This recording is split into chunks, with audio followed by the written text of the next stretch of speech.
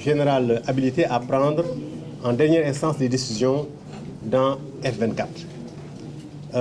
Cette discussion a été longue et a permis de faire un peu le point sur un certain nombre de questions. D'abord, on a constaté que le préfet a interdit successivement à la fois le rassemblement prévu le 9 et ensuite, aujourd'hui, tout de suite, la marche prévue ce jour. Ce sont des interdictions qui témoignent des dérives autoritaristes du régime de Macky Sall, qui aujourd'hui ne laisse aucune possibilité à F24 et aux citoyens de jouir de leurs droits élémentaires de réunion et d'expression. Et cela, évidemment, ce sont des dérives inacceptables qu'il faut dénoncer avec la dernière énergie. Nous avons constaté également que l'argumentaire du préfet relève, évidemment, d'un alibi tout à fait fallacieux, dès lors qu'il est question de funérailles, alors qu'on n'a pas entendu le président de la République piper mot sur le nombre important de décès. Aujourd'hui, il est question de 16 à 26 décès. 16 selon le gouvernement, 23 selon la Croix-Rouge, 26 selon PASTEF. Donc il y a énormément de décès. On ne voit rien que le gouvernement ait fait mieux. Le gouvernement du Sénégal a gazé la caravane ou le cortège qui allait à l'enterrement du jeune Sano à Ziguinchor. Ce qui montre combien ce gouvernement-là est totalement irrespectueux de ces morts-là et de ces blessés qui croupissent dans les prisons. Ils sont très nombreux qui croupissent dans les prisons, embastillés injustement par le gouvernement. Donc, on n'a pas de leçon à recevoir de ce gouvernement concernant évidemment les funérailles que les familles vont observer.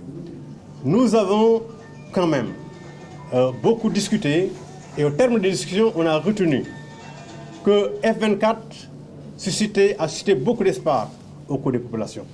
F24 a reçu évidemment l'aval, l'accord, l'approbation des populations sénégalaises. Et la preuve en est que le 12 mai dernier, il y a eu une foultitude de citoyens qui sont venus de tous les âges assister à notre manifestation. Donc, nous avons considéré que, tenant compte des intérêts, des préoccupations de ces populations, il était nécessaire, évidemment, de surseoir à la marche pour permettre à ces populations de vaquer à leurs occupations, surtout en ces moments où la Tabaski frappe à la porte. Et il a été également question de tenir beaucoup compte des demandes exprimées par la délégation du patronat. Laquelle délégation est venue le 5, évidemment, nous rencontrer.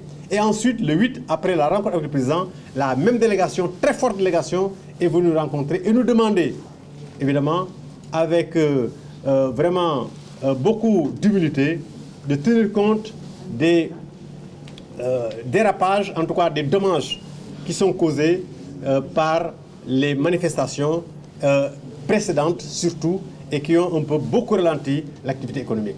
Et donc pour ne pas porter préjudice davantage à ces entrepreneurs, à ces artisans, à ces citoyens qui au quotidien évidemment cherchent le gagne-pain, nous avons également décidé qu'on pouvait annuler la rencontre, la marche de demain et nous préparer à continuer à faire ce que nous avions déjà entamé, à savoir, auprès des blessés, porter l'appui nécessaire à ceux qui ont faim et soif, ceux qui n'ont pas de chaussures, porter assistance à ceux qui sont dans les hôpitaux blessés et même dans les commissariats blessés et qui ne sont pas soignés. Nous avons déjà pris un pool d'avocats qui est en train de sillonner le commissariat. Nous allons poursuivre cette démarche-là.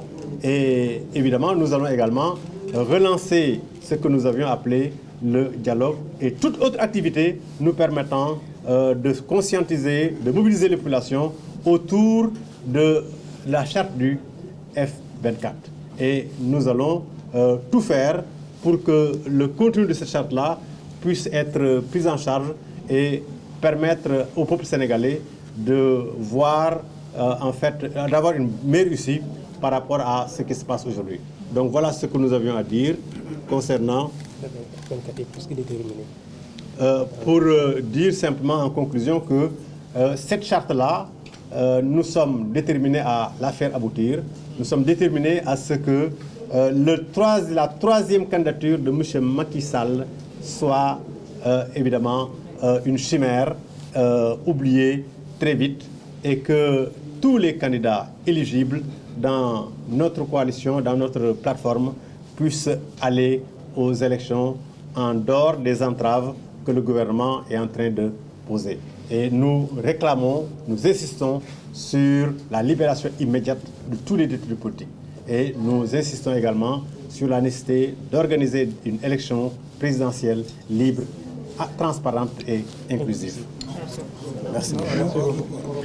Nous n'accepterons pas le report des élections et encore moins une prolongation du mandat du président de la République.